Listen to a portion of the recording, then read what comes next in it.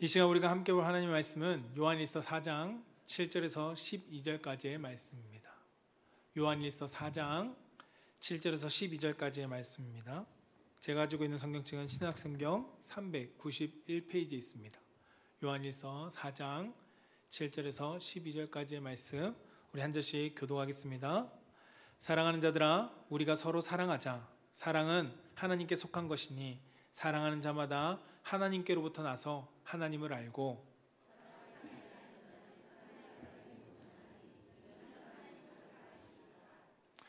하나님의 사랑이 우리에게 이렇게 나타난 바 되었으니 하나님이 자기의 독생자를 세상에 보내심은 그로 말미암아 우리를 살리려 하심이라.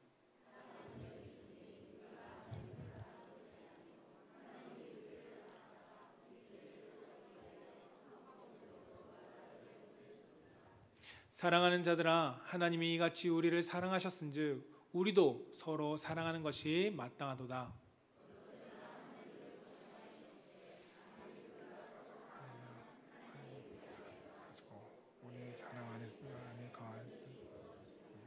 아멘. 오늘 우리가 함께 읽은 하나님 말씀은 요한일서 4장 7절에서 12절까지의 말씀을 가지고 한번 따라해 봅시다. 하나님으로부터 시작된 사랑. 네, 하나님으로부터 시작된 사랑이라는 말씀의 제목으로 선포되어질 때 하나님으로부터 시작되어진 그 풍성한 사랑을 충만히 누리시는 우리 사랑하는 성도님 되시기를 주님의 이름으로 축복합니다. 저를 따라서 한번 고백해 볼까요? 하나님 사랑합니다. 하나님 감사합니다. 네, 이 고백이 우리 사랑하는 성도님들의 믿음의 고백이 되기를 주님의 이름으로 축복합니다. 소망교회 원로 목사님이시고 원로 목사님이신 우리 곽선희 목사님 벌써 92세이신데 이분이 설교하는 가운데 이런 예와 이런 말씀을 하셨습니다. 강아지를 향해서 나는 내가 밉다라는 이 내용을 부드럽게 말하고 쓰다듬어주면 강아지는 꼬리를 흔들면서 좋아한답니다. 그리고 반대로 나는 널 사랑해라는 단어이지만 이것을 큰 소리로 호통치듯이 외치면 오히려 강아지가 달려든다고 합니다. 무슨 뜻일까요? 이것을 왜 말씀하셨을까? 사랑한다는 말을 말을 하는 것도 중요하지만 그 말보다 더 중요한 것이 있다는 겁니다. 그 말 안에 내가 진정 사랑을 사랑하고 있는지 그 마음이 있느냐가 너무나도 중요하다는 것입니다. 그 내용 텍스트보다 그 마음이 정말 사랑함으로써 그것이 우러나는 이야기를 하느냐, 그것이 우리 삶 가운데 너무나도 중요함을 이야기해주고 있습니다. 이것과 마찬가지로 여러분들이 자녀들을 양육하면서 어떤 교육을 하거나 아니면 때로는 훈육을 하더라도 그것이 사랑이 있는 것과 사랑이 없는 것, 똑같이 사람을 향해서 비판적인 시선을 가지고 이야기하더라도 그것이 사랑을 가지고 하느냐 사랑이 없느냐에 따라 그 문제가 너무도 크다는 것을 우리는 알 수 있습니다. 목사님께서 목회하면서 초창기에 1960년대, 오래된 이야기죠. 60년대 목사님이 30대 때 사역했던 이야기를 짧게 이야기해 주셨습니다. 그 내용에 보면 인천에서 목사님 목회할 때 그 당시에는 주일날 예배를 드리러 가기 전에 목사님들이 하는 예식과 같은 게 있었습니다. 그것이 무엇이었냐면 대중목욕탕을 가는 겁니다. 그래서 목욕탕 주일 새벽이든 아니면 토요일이든 몸을 씻으러 정결하게 씻기 위해서 가는 일이 있었습니다. 그날도 마치 목사님께서 새벽 기도를 마치고 공중목욕탕에 목욕을 하고 그리고 나오는 길에 당시 마을에 있었던 한센병 환자, 우리가 흔히 말하는 문둥병이죠. 한센병 환자를 목사님이 보게 되었답니다. 평소 목사님이 집에 자주 오던 사람이어서 목사님이 낯이 익고 그 사람도 목사님을 발견하고 반갑게 말하면서 목사님에게 이렇게 이야기했습니다. 목사님, 제가 사모님을 자주 뵙습니다. 그리고 사모님께 신세를 정말 자주 집니다. 근데 목사님을 정말 오랜만이네요. 목사님, 오랜만에 뵀으니까 목사님 두둑히 좀 저에게 좀 도와주십시오 라고 이렇게 이야기했답니다. 그때 목사님께서 주머니를 뒤적뒤적 하시더니 아무것도 없는 겁니다. 아무것도 없는 것을 없어서 어쩝니까? 제가 가진 것이 아무것도 없네요 하니 이 사람이 목사님이 주기 싫어서 그런 말을 하는 줄 알고 목사님 그러지 말고 좀만 주세요 라고 이렇게 물었습니다. 다시 되물은 만에 목사님께서 이 사람이 믿지 않으니까 정말 난처한 상황 속에 어떻게 해야 할지 몰라서 그 사람을 가까이 오라고 했습니다. 가까이 오라고 하고 그리고 그 사람의 손을 덥석 잡으면서 정말 없습니다. 라고 이렇게 이야기했답니다. 근데 이 행동에 이 사람이 아이고 목사님 정말 감사합니다. 돈은 없는 것보다 더 중요한 것, 더 기분 좋은 일을 저는 오늘 경험했네요 하면서 감사하다고 연신 인사를 하고 그가 돌아갔다고 합니다. 왜 감사했을까요? 많은 사람들은 잡아주려고 하지 않는 그 손을 이 목사님은 씻고 깨끗하게 씻은 이유도 하나님 앞에 거룩하게 예배드리기 위해서 씻었던 그 모습 그대로를 가지고 그 한센병 환자의 손을 덥석 잡은 것입니다. 사랑이 무엇인지를 너무도 잘 보여주는 내용이죠. 사랑하는 성도 여러분, 우리가 요한일서 말씀을 계속 제가 7월 달부터 말씀을 보고 있습니다. 줄곧 강조하는 것은 사랑이었습니다. 이 질문, 우리가 말씀을 들으면서 우리는 스스로 이제 질문을 던져볼 수 있어야 합니다. 사랑이란 과연 무엇일까? 사랑이란 뭘까? 수많은 말씀을 통해서 사랑해야 한다는 건 들었고, 그리고 어떠한 모습으로 우리가 사랑해야 되는지 방법도 우리가 들었는데, 우리는 사랑이 무엇일까? 과연 무엇일까라는 것을 우리는 한번 점검해 볼 수 있어야 합니다. 오늘 본문은 한 걸음 더 나아가서 사랑의 본질과 근원이 무엇인지도 말씀해 주고 있습니다. 오늘 본문 말씀을 좀 살펴보면 이렇습니다. 7절에는 사랑하는 자마다 하나님을 안다라고 이야기합니다. 그리고 8절에서는 사랑하지 않는 자는 하나님을 알지 못한다라고 반대로 이야기하죠. 11절에 가서는 하나님이 우리를 사랑하셨으니 우리도 서로 사랑해야 된다라고 말씀하고 있고, 그리고 12절에 가서는 하나님을 본 적은 없지만 서로 사랑한다면 우리 안에 거하시고 그 사랑이 온전히 이루어지는 것이다 라고 말씀해 주고 있습니다. 여러분, 이 말씀을 들으면 떠오르는 것이 무엇인가요? 아마도 많은 분들이 그래, 사랑이 너무나 중요하지, 사랑을 행해야지 라고 생각하실 겁니다. 거기에 마지막 데코레이션 올리듯이 딱 하나의 말씀, 고린도전서 13장 13절 말씀 같이 한번 읽어볼까요? 시작. 믿음, 소망, 사랑 이 세 가지는 항상 있을 것인데 그 중에 제일은 사랑이라. 아멘. 그래, 제일 된 사랑이 제일이야. 사랑 정말 중요한 거야 라고 많은 분들이 이것에 동의하실 겁니다. 근데 이 말씀의 사랑에 관해서 우리가 완벽해 보이지만, 그러나 성경에서 말하는 사랑은 단순히 사랑이 중요합니다, 사랑해야 됩니다 라는 것만을 강조하고 있는 것이 아니라는 것입니다. 만약에 이것만을 받아들인다면 여러분은 정작 중요한 것을 놓치고 사랑을 생각하고 있는 것입니다. 여러분, 요단강의 물줄기는 어디서부터 시작되는지 아십니까? 그 물줄기는 레바논과 시리아에 있는 국경 헤르몬산이라는 그 설산에서 시작되어집니다. 그 설산에 있는 빙하와 눈이 녹아서 바니아스라는 샘과 이것은 시리아 국경에 있습니다. 그리고 라시라는 성경에 보면 단이라는 이 지역에 있는 샘, 그리고 가디샤라는 이 샘, 세 가지 샘이 그곳에서 물이 고여서 이제 흘러내려서 갈릴리 호수로 모이게 됩니다. 그리고 모여진 갈릴리 호수의 물이 흘러가는 것이 요단강의 물입니다. 그래서 계절 따라 건기 때는 그 날씨가 빙하기가 이제 추워지다 보니까 얼음이 녹지 않습니다. 그래서 갈릴리 호수로 모이는 물이 적어서 요단강이 그 강폭이 줄어듭니다. 그런 것처럼 만약에 이 헤르몬산에 있는 물이 아예 녹지 않는다면, 아예 녹아내리지 않는다면 여러분, 요단강은 흐를 수 있을까요? 흐를 수 없을 것입니다. 이 새 샘도 마를 뿐만 아니라 갈릴리 호수도 점점점 줄어들 것이고 결국 마를 것이고 요단 강물도 말라버릴 겁니다. 사랑도 이와 마찬가지입니다. 고린도전서 13장에서 말하는 오래 참음의 사랑, 온유의 사랑, 인내의 사랑, 시기하지 않는 사랑, 다 이 모든 다양한 모습들이 있지만 그 근원을 알지 못하면 우리는 참된 사랑을 할 수 없습니다. 오늘 본문은 그 사랑의 근원을 이야기해주고 있습니다. 곧 사랑의 시작은 하나님이다 라고 말씀한다는 겁니다. 하나님을 알지 못하고는 사랑을 시작할 수도 말할 수도 없습니다. 그래서 사도 요한은 우리로 하여금 하나님을 알도록 힘쓰게 합니다. 사랑을 깨닫게 하고자 말씀을 전합니다. 오늘 본문 말씀을 통해서 사랑의 시작이 되는 그 하나님을 우리가 함께 살펴보고자 합니다. 첫 번째로 하나님으로부터 시작되어지는 사랑은 따라해봅시다. 하나님에게 뿌리를 두고 있습니다. 네, 하나님에게 뿌리를 두고 있다는 것입니다. 이 사랑의 시작이 하나님으로부터 시작되는데 그 뿌리가 하나님께 있습니다. 오늘 요한일서 4장 7절에서 8절은 우리 가운데 이렇게 말씀합니다. 사랑하는 자들아, 사랑하는 성도 여러분, 우리가 서로 사랑해야 합니다 라는 것입니다. 서로 사랑하자. 사랑은 하나님께 속한 것이다 라고 말씀합니다. 사랑은 하나님께 속한 것이다. 그리고 사랑하는 자마다 하나님으로부터 나서 하나님을 알고 사랑하지 아니한 자는 하나님을 알지 못하노니 이는 하나님은 사랑이심이라 라고 말씀해 주고 있습니다.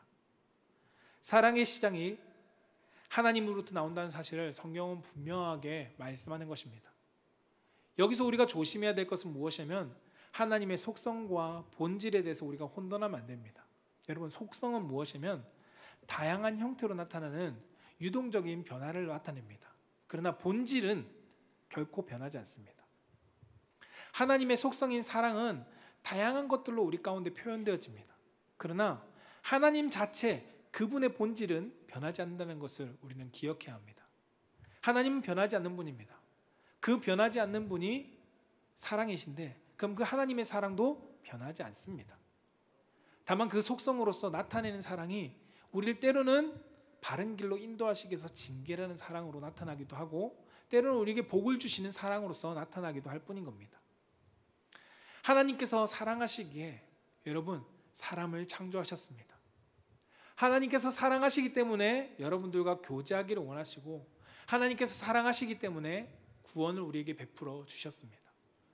하나님은 이러한 방법으로 자신의 사랑을 표현하고 나타내셨습니다. 만약 하나님이 계시지 않았다면 우리는 사랑을 알 수 없었을 것입니다.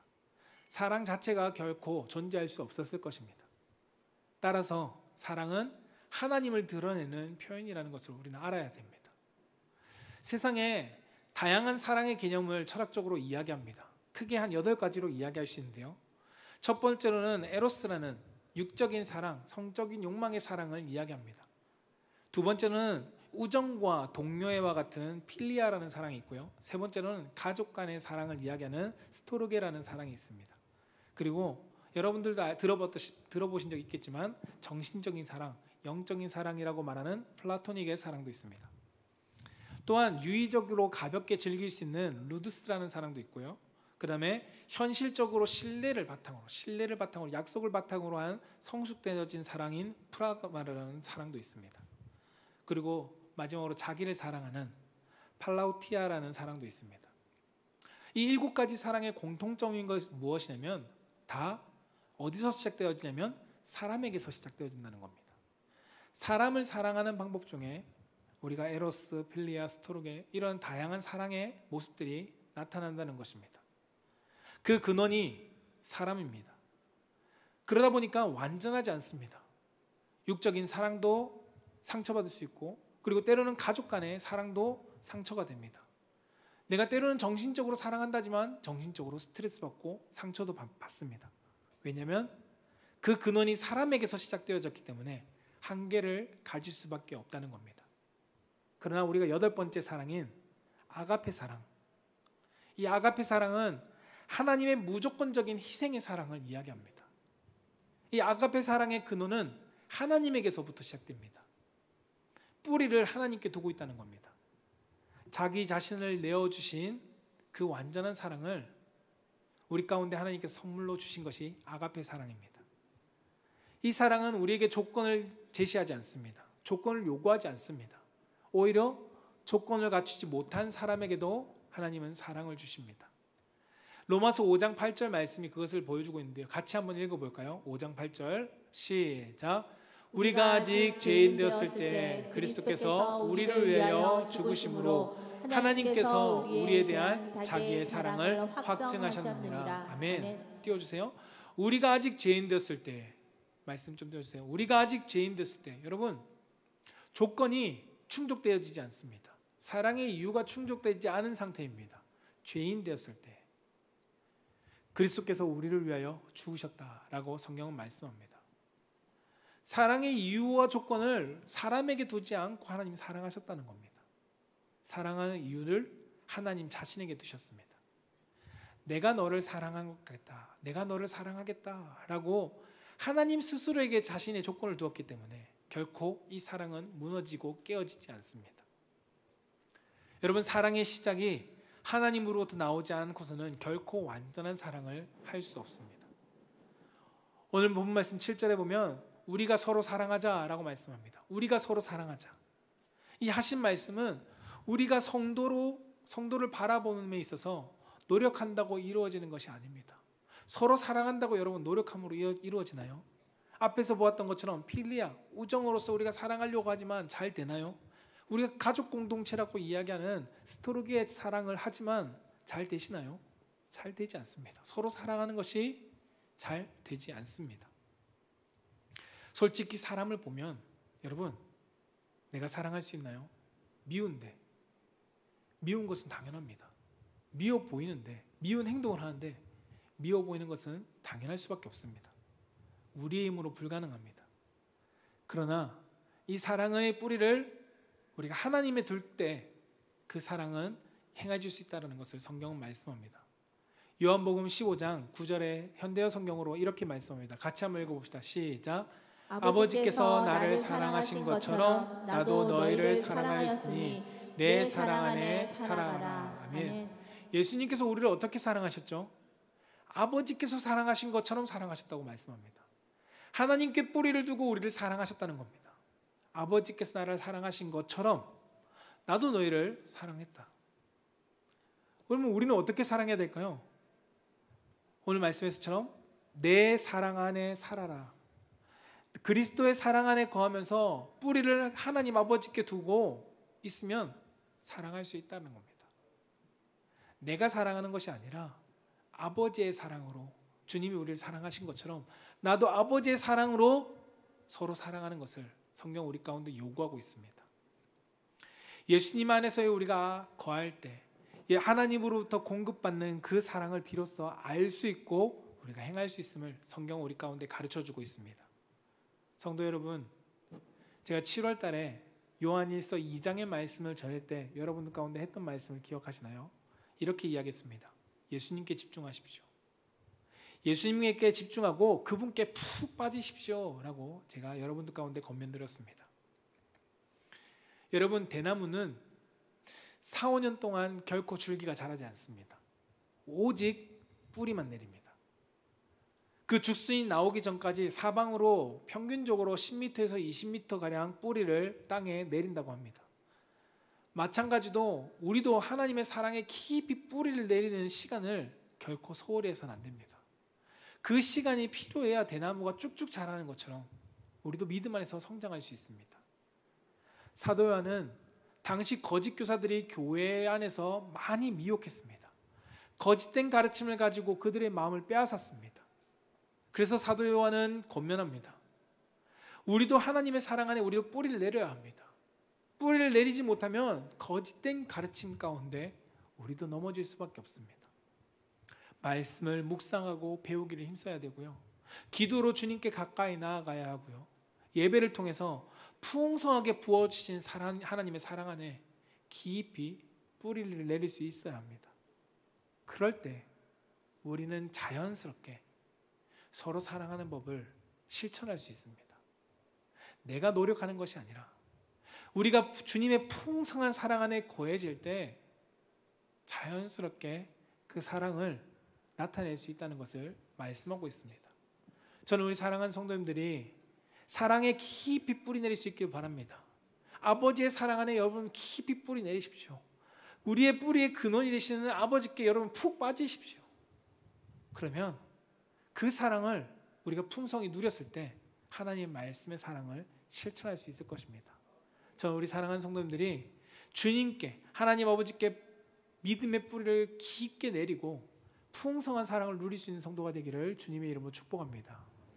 두 번째, 하나님으로부터 시작된 사랑의 절정은 무엇인지 함께 고백해 보겠습니다. 두 번째, 예수님의, 같이 읽겠습니다. 시작. 사랑의 절정은 예수님의 십자가입니다. 네. 두 번째, 사랑의 절정은 예수님의 십자가라는 것입니다. 오늘 요한일서 4장 9절에서 10절은 이렇게 말씀합니다. 하나님의 사랑이 우리에게 이렇게 나타난 바 되었으니 하나님이 자기 독생자를 세상에 보내심은 그로 말미암아 우리를 살리려 하심이라. 사랑은 여기 있으니 우리가 하나님을 사랑한 것이 아니요 하나님이 우리를 사랑하사 우리 죄를 속하기 위하여 화목제물로 그 아들을 보내셨습니다. 아멘. 주 안에서 우리가 누리는 가장 풍성한 사랑은 무엇이냐면 아가페 사랑입니다. 우리가 가장 누릴 수 있는 큰 사랑은 아가페 사랑, 하나님의 사랑입니다. 그것은 무엇일까요? 이 아가페 사랑의 절정은 예수 그리스도의 십자가의 희생으로 보여주고 증거됩니다. 예수님께서 보여주신 사랑의 절정은 자신을 내어준 사랑입니다. 나를 죽이면서 저 사람을 사랑한 그 사랑이 예수님이 보여주신 십자가 사랑입니다. 오늘 본문은 이 절정의 사랑을 이렇게 말씀합니다. 아버지께서 모든 것을 희생하면서 독생자를 세상 가운데 보내셨다. 죽음의 자리로 내보내셨다는 겁니다. 하나뿐인 아들, 단 하나뿐인 아들을 사랑하는 자신의 모든 것을 우리를 위해서, 나를 위해서 희생토록 내어주셨다는 겁니다. 여러분, 그렇다면 하나님이 독생자를 주신 이유가 도대체 무엇일까요? 왜 독생자를 주셨을까? 왜 그토록 희생하셨을까? 요한복음 3장 16절은 우리 가운데 너무나도 확실하게 증거합니다. 같이 한번 읽어보겠습니다. 시작. 하나님이 세상을 이처럼 사랑하사 독생자를 주셨으니 이는 그를 믿는 자마다 멸망하지 않고 영생을 얻게 하려 하심이라. 아멘. 하나님이 세상을 이처럼 사랑하사. 넓은 의미로 세상을 이야기하지만 그것을 함축해서 좁은 의미로 가면 하나님이 나를 사랑하사 라고 말할 수 있습니다. 나를 사랑하사 독생자를 주셨으니 이는 그를 믿는 자마다 뭐하지 않게 하기 위해서요?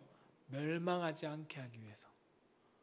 그리고 더 나아가 영생을 주기 위해서 우리를 사랑하셨다고 말씀합니다. 멸망으로부터 우리를 구원해 주시기 위해서 하나님의 최후의 결정이 무엇이었냐면 독자 예수를 내어놓는 것이었습니다.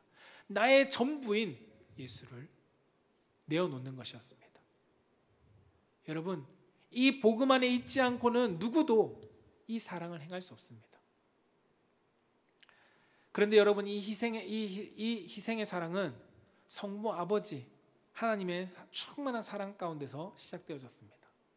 예수님께서 아버지 사랑 안에 거했고 아버지 사랑으로 말미암아 내가 너희를 사랑했다라고 말씀하시는 것은 성부 하나님 아버지께서 독자 예수 그리스도를 내어주는 희생의 사랑을 예수님께서 아셨고, 그리고 예수님은 그 풍성한 사랑 가운데서 자신을 우리를 위해서 내어주시는 희생으로 사랑을 보여주셨고 사랑의 절정으로 나타내셨습니다.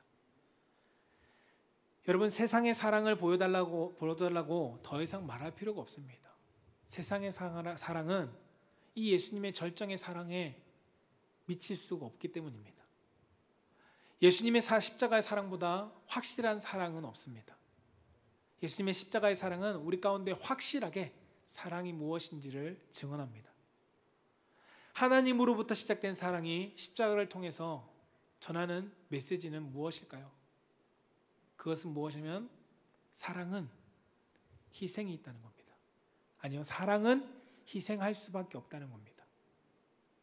사랑에는 분명히 희생이 동반된다는 것을 성경은 우리 가운데 말씀합니다. 하나님은 독자를 내어주시는 사랑으로 그 희생을 증명해 주셨습니다. 예수님은 십자가에서 죽으심으로 우리를 향한 사랑의 희생을 증명해 주셨습니다. 사랑하는 성도 여러분, 우리는 사랑해야 됩니다. 사랑합시다 라고 너무나도 잘 이야기합니다. 너 형제들끼리 사랑 안 할래? 너희들 사랑해야 돼 라고 자녀들에게도 우리는 너무나도 많이 가르칩니다. 그런데 사람들과의 사랑은 해야 된다고 말하지만 그 모습 속에 희생하기를 원하지 않습니다. 희생을 나타내지 않고 형제들에게 누구에게 희생이 보이지 않습니다. 그러나 하나님께서 우리에게 보여주신 사랑은 전부 희생하는 것이었습니다. 모든 것을. 여러분, 고린도전서 13장 4절에서 7절 말씀까지의 사랑에 대해서 나옵니다. 사랑이 무엇인지를 쭉 거론해주고 있죠. 4절에 사랑은 오래 참는 것, 사랑은 온유하고 시기하지 않는 것, 사랑은 자랑하지 않는 것, 교만하지 않는 것, 무례히 행하지 않는 것, 자기의 유익을 구하지 않는 것, 성내지 않는 것, 악한 생각을 하지 않는 것, 불의를 기뻐하지 않는 것, 진리와 함께 기뻐하는 것, 모든 것을 참고, 모든 것을 믿고, 모든 것을 바라고, 모든 것을 견디는 것, 이것이 사랑이라고 말씀하고 있습니다. 그런데 여러분, 이 사랑의 공통점이 있는 것을 여러분 발견하시나요? 여기에는 자기의 희생이 있습니다. 여러분, 참는다는 것은 내가 희생하지 않으면 되지 않습니다. 내가 참는 것이 곧 희생입니다. 내가 누군가를 시기하지 않는 것은 내가 내 스스로를 희생하지 않고는 만들어낼 수 없습니다. 여러분, 다른 이들에게 희생을 강요하는 것이 아닙니다. 사랑하기 때문에 당신이 오래 참으세요라고 말하지 않습니다. 성경은 내가 오래 참는 것입니다. 나의 희생을 요구하고 있습니다. 사랑을 행하기 위해서 나의 희생이 동반되어야 한다는 것을 성경 우리 가운데 가르칩니다. 예수님께서는 바로 이 사랑의 절정을 십자가에서 그분의 희생으로 보여주셨습니다. 그러나 오늘 사회 속에는 여러분 어떤가요? 사회는 가족 사이에서도 희생하려고 하지 않습니다. 가족 사이에서도 내 것을 손해보려고 하지 않습니다. 형제를 위해서 내 것을 내어주는 손해를 행하려고 하지 않습니다. 하지만 하나님 우리 가운데 이렇게 말씀하십니다. 내가 너희를 사랑한 것처럼, 내가 너희를 위해서 희생한 것처럼 너희도 사랑하기 위해서 서로 희생해야 된다라고 말씀하고 있습니다. 에베소서 5장 2절은 우리 가운데 이렇게 말씀합니다. 같이 한번 읽어볼까요? 시작. 그리스도께서 너희를 사랑하신 것 같이 너희도 사랑 가운데서 서로 행하라. 그는 우리를 위하여 자신을 버리사 향기로운 제물과 희생 제물로 하나님께 드리셨느니라. 아멘. 그리스도께서 너희를 사랑하신 것 같이. 여러분, 그 모델링이 누구냐면 예수님입니다. 예수님께서 우리를 사랑하신 것 같이.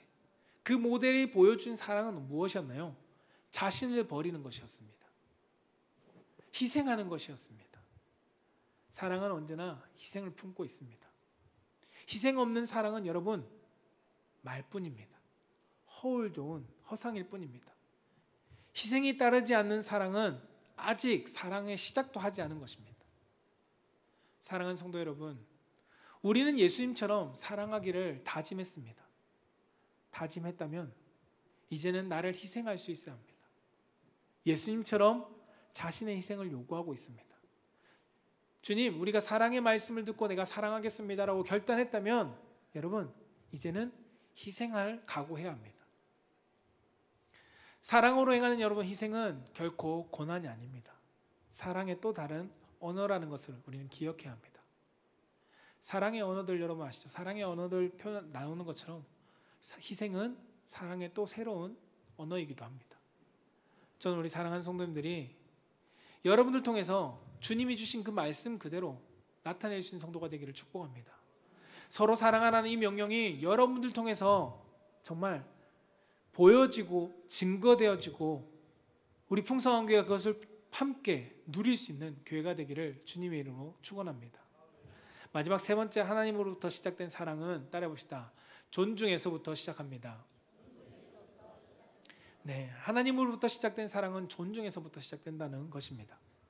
오늘 본문 11절은 이렇게 말씀합니다. 하나님이 우리를 사랑하신 것처럼. 누가요? 하나님이 우리를 사랑하신 것처럼 우리도 서로 사랑해야 된다라고, 그것이 마땅한 것이라고 성경 우리 가운데 알려줍니다. 하나님의 사랑은 앞서 말씀드린 것처럼 희생의 사랑이었습니다. 그 사랑의 대상은 독생자를 내어주시기까지 우리를 향한 사랑으로 표현되었습니다. 그것은 나의 이웃은 단순히 한 사람이 아닙니다. 여러분, 내가 사랑해야 될 대상, 하나님께서 서로 사랑하라고 말씀하신 나 말고 다른 서로에 대한 그 사람은 하나님께서 자기를 희생하면서까지 사랑했던 사람입니다. 서로 사랑해야 될 대상이 내가 함부로 할 수 있는 대상이 아니라는 것입니다. 예수님께서 그 사람을 너무 사랑해서 나만 사랑한 것이 아니라 그 상대방도 너무 사랑해서 이 사람을 위해서 죽기까지 사랑할 정도로 사랑했던 그 사람을 예수님이 우리 보고 사랑하라고 말씀합니다. 우리는 이 상대방의 존재를 너무나도 쉽게 여깁니다. 쉽게 여기면 우리 그 사람에게 함부로 하게 됩니다. 우리는 하나님이 이 사람을 어떠한 존재로 여기시는지를 망각할 때가 있습니다.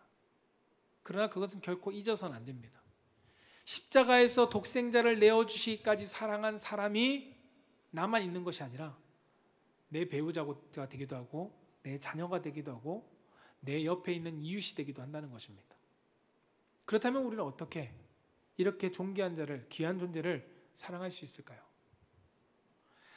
우리가 하나님처럼 여러분 그들을 위해서 목숨을 버리는 것이 쉬울까요? 아니요. 목숨 내는 것이 쉽지 않습니다. 그런데 성경은 우리에게 서로 사랑하라고 말합니다. 누구처럼요? 예수님이 한 것처럼, 내가 너희를 사랑한 것처럼 서로 사랑하라고 말씀합니다. 나는 목숨을 내놓을 자신 없는데 그런 사랑을 하라고 말씀하는 그 말씀에 우리는 어떻게 순종할 수 있을까요? 로마서 12장 10절은 우리 가운데 이렇게 말씀합니다. 같이 한번 읽어볼까요? 시작. 형제를 사랑하여 서로 우애하고 존경하기를 서로 먼저 하며. 아멘. 형제를 사랑하는데 어떻게 해요? 서로 우애하고 그리고 존경하기를 서로 먼저 하라고 말씀합니다. 서로 사랑하는데 먼저 존경하고 사랑하라고 성경은 알려줍니다.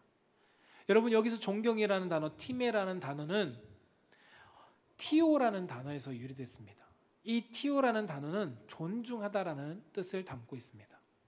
결국 형제를 사랑하는 방법은, 그 가장 사랑하는 방법의 시작은 하나님께서 우리를 사랑하는 방법. 어떤 거죠? 한 사람 한 사람을 정말 존귀하게 여기신 것처럼 귀중한 존재로 그들을 존중해 주는 것이 하나님의 사랑의 가장 시작임을 말씀하고 있습니다. 성경의 곳곳에 하나님께서 우리를 존중해 준 장면이 너무나도 많이 등장합니다. 예수님께서 존중한 사건들이 너무나도 많이 발견되어집니다. 요한복음 8장에 보면 가늠한 여인이 잡혀옵니다. 여러분 많은 사람들은 그 여인을 향해서 정죄하고 손가락질하고 수치스럽게 만들었습니다. 그런데 예수님께서는 그 여인을 향해서 수치 주지 않고 그들을 수치스럽게 하거나 정죄하지 않았습니다. 10절 11절 말씀에 이렇게 기록하는데요. 함께 읽어볼까요? 시작. 예수께서 일어나사 여자 외에 아무도 없는 것을 보시고 이르시되 여자여 너를 고발하던 그들이 어디 있느냐? 너를 정죄하던 자가 없느냐? 대답하되 주여 없나이다. 주께서 이르시되 나도 너를 정죄하지 아니하노니 가서 다시는 죄를 범하지 말라 하시니라. 아멘. 여러분 사람들은 그를 정죄하고자 불러왔습니다. 그러나 예수님은 그 여인을 보고 난 정죄하지 않는다 라고 말씀합니다. 오히려 그를 인격적으로 대해 주십니다. 그를 존중해 주십니다. 그리고 새로운 기회까지 그 여인에게 주십니다. 이 여인만 그랬을까요? 누가복음 19장에 보면 많은 사람들이 무시하던 삭개오라는 인물이 등장합니다. 이 인물은 존중이라는 것을 받아본 적이 없습니다. 나라를 팔아먹은 매국노라고 얘기 듣고 세리라고 얘기 듣고 무시당하고 사람들에게 손가락질 받던, 그러나 돈은 많았던 그 사람. 누가복음 19장 5절에는 예수님께서 어떻게 대하셨는지 그 장면이 나오는데요. 함께 읽어볼까요? 시작. 예수께서 그곳에 이르사 쳐다보시고 이르시되 삭개오야 속히 내려오라. 내가 오늘 내 집에 유하여야 하겠다 하시니. 아멘. 많은 사람들은 삭개오를 향해서 저 세리, 나라 팔아먹은 녀석 하면서 손가락질하지만 어쩔 수 없어서 그에게 세금이라는 것을 내지만 예수님은 삭개오를 향해서 세리야 라고 말씀하시기보다 삭개오야 라고 먼저 부르셨습니다. 그리고 많은 사람들은 그 세리인 삭개오와 함께하기를 거절했지만 예수님은 그를 존중해 주시면서 내가 너의 집에 들어갈게 라고 그와 함께하겠다라고 말씀하십니다. 존중이라는 것을 받아보지 못했던 삭개오, 사람들이 나에게 잘 보이기 위해서 아량은 떨었을지 모르지만 진짜 참 존중은 받아보지 못했던 그가 예수님께서 그에게 찾아오셔서 그를 존중해 주면서 이름을 부르면서 내가 너와 함께하겠다 라고 말씀해 주십니다. 여러분 이뿐만 아니라 더 나아가 예수님을 3번이나 모른다고 부인했던 베드로, 여러분 공식적인 자리에서 민망하게 책망해도 할 말이 없는, 자기가 떠벌린 게 많아서 부끄러울 수밖에 없는 그 베드로에게 예수님께서는 오히려 그에게 찾아와 그를 존중해 주시면서 실수를 덮어주시고 오히려 그에게 사명을 회복시키십니다.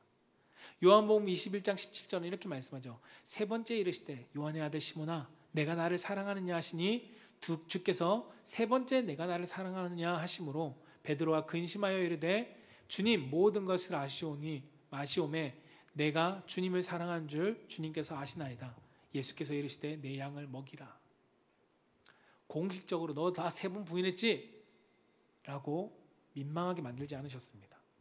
아마도 속삭였겠죠. 많은 사람들이 있으니까 속삭이면서 베드로야 아직도 나 사랑해. 여러분 공식적으로 얘가 나 세 번 부인했어 웃자고 민망하게 만들 수도 있지만 결코 하나님께서는 예수님은 그렇게 만들지 않았습니다. 책망하지 않고 그의 인격을 존중해 주면서 그를 예수님께서 다시 회복할 수 있도록 나 사랑하면 다시 너 옛날 그 자리에 나를 복음을 전하는 자리로 다시금 가자. 내 양을 치자 라고 그를 세워주십니다. 여러분 사랑한다고 말하면서 우리는 종종 가늠한 여인을 향하여 모였던 사람들처럼 베드로의 실수를 공개적으로 정죄하고자 하는 사람들처럼 우리는 하지 않는지 우리는 되돌아봐야 합니다. 여러분 오해하지 말 것은 죄를 덮어두라는 말이 아닙니다. 사람을 존중하느냐 그렇지 못하느냐를 말씀드리는 겁니다. 진짜 사랑은 존중에서부터 시작됩니다. 여러분 존중의 반대는 무엇인지 아십니까? 무례입니다. 나이가 어리다고 지위가 낮다고 나보다 조금 못한 사람이라고 우리는 결코 무례하게 대해서는 안 됩니다. 저 역시도 무례하게 말하거나 행동하지 않으려고 노력합니다. 혹시나 저 때문에 우리 성도님들이 무례함을 느끼셨다면 죄송합니다. 그러나 우리는 무례하지 않으려고 부단히 노력하고 오히려 존중하려고 힘써야 합니다. 왜냐하면 그것이 사랑의 시작이기 때문입니다. 사랑하기 위해서 먼저 무례함을 버리고 존중하는 태도를 가져야 합니다. 이것은 쉽게 만들어지지 않습니다. 훈련해야 됩니다. 윗사람이 아랫사람을 어른들이 어린이들을 존중하는 연습을 우리는 해야 합니다. 그것이 하나님이 우리 가운데 보여주신 사랑의 모습이었고 그것을 배우는 자의 자세입니다. 사랑하는 성도 여러분, 사랑은 훈련이 필요합니다. 디모데전서 4장 7절에서 8절 말씀은 이렇게 말씀합니다. 같이 한번 읽어볼까요? 시작. 저속하고 헛되게 꾸며낸 이야기를 버리고 오직 경건에 이르도록 그대 자신을 단련하여라. 육체를 단련하는 것은 조금은 유익하나 경건은 모든 일에 유익하여 이 세상과 앞으로 올 세상의 생명을 약속한다. 아멘. 여러분 경건에 이르도록 그대 자신을 단련하라고 말씀합니다. 단련한다는 건 뭘까요? 훈련하는 겁니다. 내가 훈련이 필요하다는 겁니다. 경건하기 위해서. 경건의 삶을 위해서 우리는 노력할 수 있어야 합니다. 사랑도 존중도 마찬가지입니다. 여러분 60년 동안 살았어도 훈련되어지지 않으면 변화가 없습니다. 교회를 60년 동안 다녔어도 내가 훈련하지 않으면 내 삶에 변화는 없습니다. 존중하며 사랑하기를 우리는 계속 훈련하면서 훈련하면서 우리는 그 사람을 높여줄 수 있어야 합니다. 그렇게 살아가다 보면 어느 순간 나도 존중받습니다. 사랑받는 사람이 되어 있는 자신을 우리는 발견하게 될 것입니다. 서로 존중하고 서로 존경할 때 하나님의 사랑이 우리 가운데 충만하게 넘칠 것입니다. 우리 풍성한 교회가 바로 그 사랑의 공동체가 되기를 축복합니다. 여러분을 통해서 서로 존중해주고 웃자고 그 사람을 무례하게 깎아내리는 것이 아니라 존중해주고 실수했을 때 그 사람에게 인격을 존중해주면서 때로는 바른 길로 갈 수 있도록 격려해주고 죄를 덮어주는 것보다 죄를 덮어주라는 것이 아니라 그 사람이 바른 길로 갈 수 있도록 민망하지 않도록 조용히 불러서 이야기할 수도 있는 것, 그 모든 것들이 사랑할 때 우리 나타나는 존중의 표현입니다. 저는 우리 사랑하는 성도님들이 그러한 공동체를 만들어갈 수 있는 교회가 되기를 주님의 이름으로 축복합니다. 말씀을 정리하고자 합니다. 예수님은 우리를 사랑하셔서 아버지 하나님으로부터 공급받은 그 사랑을 가지고 우리에게 사랑을 베풀어 주셨습니다. 우리의 사랑은 세상에서 비롯된 것이 아닙니다. 우리의 사랑은 그 뿌리가 하나님께 있습니다. 하나님께 뿌리를 내리고 사랑할 수 있어야 합니다. 하나님의 사랑에 깊이 뿌리를 내릴 때 예수님의 십자가의 사랑을 더 깊이 알 수 있습니다. 그 십자가의 사랑을 우리가 더 깊이 알 때 내가 너희를 사랑한 것처럼 우리도 예수님처럼 사랑할 수 있게 됩니다. 여러분, 그 사랑은 희생입니다. 세상은 희생하려고 하지 않습니다. 사랑은 좋은 단어여서 알지만 희생하려고 하진 않습니다. 희생은 어려운 것이 아닙니다. 여러분, 결코 거창하고 멀리 있는 것이 아닙니다. 나를 희생한다는 것은 무엇이냐면 상대방을 높여주는 것부터 시작됩니다. 그것은 상대방을 존중해 주는 겁니다. 무례하게 대하거나 무례하게 말하거나 무례하게 행동하는 것이 아니라 그 사람을 높여줌으로써 나를 낮추는 희생으로 사랑을 시작할 수 있습니다. 하나님께서 우리를 사랑하셨습니다. 그래서 우리를 존중해 주셨습니다. 우리를 존중하지 않았다면 우리를 하나님께서 짓눌러서 지옥으로 보내셨을 겁니다. 그러나 하나님은 우리를 존중하고 우리를 사랑하셔서 우리 한 사람 한 사람을 위해서 십자가에서 친히 죽으셨고 그 한 사람 한 사람을 위해서 직접 그 사람의 죄를 담당해 주셨습니다. 우리도 서로 존중하고 존경하며 사랑을 실천합시다. 그리고 서로 사랑하라는 주님의 말씀을 지켜냄으로써 아름다운 믿음의 공동체를 세워나갈 수 있도록 주님의 이름으로 축복합니다.